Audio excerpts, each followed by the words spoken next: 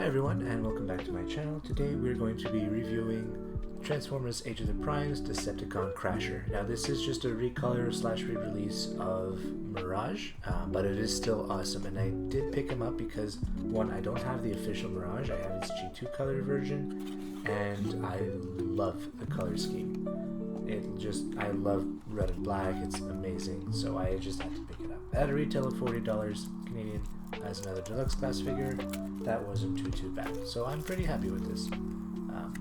Right off the bat, my only main concern is the head sculpt, more so the face, which is a little annoying.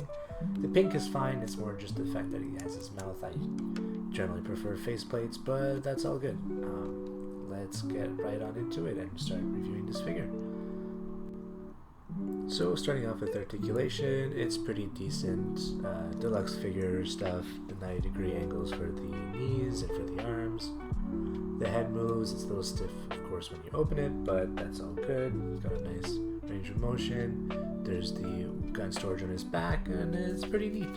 And then as for his accessories, you'll see 3 pieces in there. You will have a gun that has an attachable rocket to make it sort of like a bigger gun, or a rocket launcher. And then he has his blaster rifle. So they're all pretty decent stuff. It's all black, so you can't really see much of like anything special, but that's pretty normal for rifles. As for the instructions, they're straightforward and not too complicated, not too big either. It is 2 pages, but I'm not complaining about that. The steps are pretty straightforward as well, and what we're going to do is we're going to go ahead and transform it in just a moment. As for pegging the guns in the hands, it's a little tight at first. You kind of had to sort of break that open a little bit, but here's what the gun looks like without the missile launcher, and then with that extra piece, and the other blaster is just a normal one. Now, I'm not complaining about this. It's fun to have multiple guns. He does have ankle tilt, which can give him some nice dynamic posing, so all in all, it's a decent, solid figure as a robot mode. Alright, so let's go ahead to the transformation. We're going to bring those shoulder pieces down, and this part is a little bit trickier. That little gray piece, you have to untab it from the white chest piece. It can get a little difficult, you kind of have to force it, but it's also hard because you have the joint of the shoulder you don't want to break. But anyways, once that's all the way up there, we can start by folding in the hands like so, and then we'll start by expanding his upper body just like that, and it just kind of like unpins and goes all the way up. Then let's go and rotate the legs just to make it a little bit easier to see how we're going to separate the shin from the rest of the leg, and then we're going to fold down his feet. And then after that, it's a little bit more complicated here. That little piece there gets a little annoying, but you just have to bend it all the way around, so 180-degree tilt, and that's what's going to form the front of the vehicle.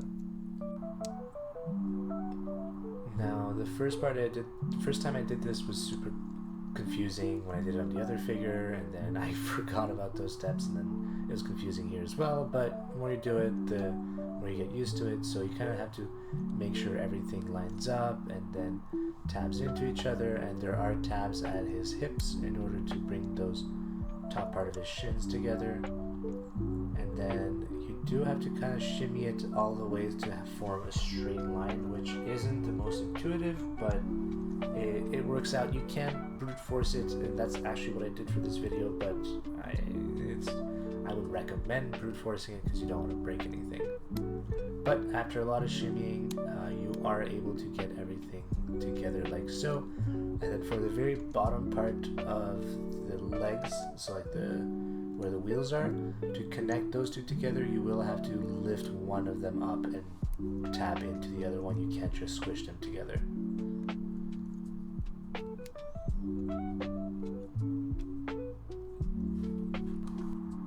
And you can see right here that you just have to lift the left side up, and then you can tab it in like so, and then you can just connect everything together. And the Decepticon logo does look pretty good, but I don't know if it's that possible to bring the legs so close together and it makes the uniform logo right there in the front. But either way, I'm not complaining because you can still make it out and it looks great.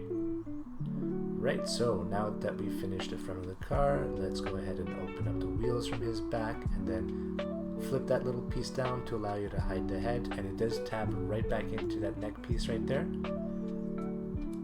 like so. And then after that, it's just a matter of moving the arms into the right position to form the back of the F1 car.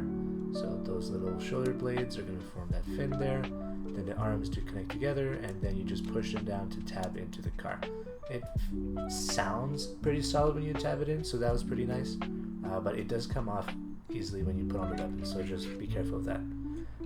It doesn't roll that well now, but I did do the transformation again, and it did roll a lot better. But anyways, here is me putting in the weapons, and then I untabbed it, so that was a little annoying to deal with, but otherwise the car looks amazing, and I'm very happy with this. He's almost exclusively going to be displayed in this mode, and I'm not mad about it. It's awesome. Reverse transformation is always easier, so let's go ahead and then take his head out, take his arms apart, move the wheels back into his back, and then to take apart the legs, don't forget to untab it in that specific way that we discussed earlier, and then it's just a matter of shimmying those shoulders all the way down and flipping those wheels over.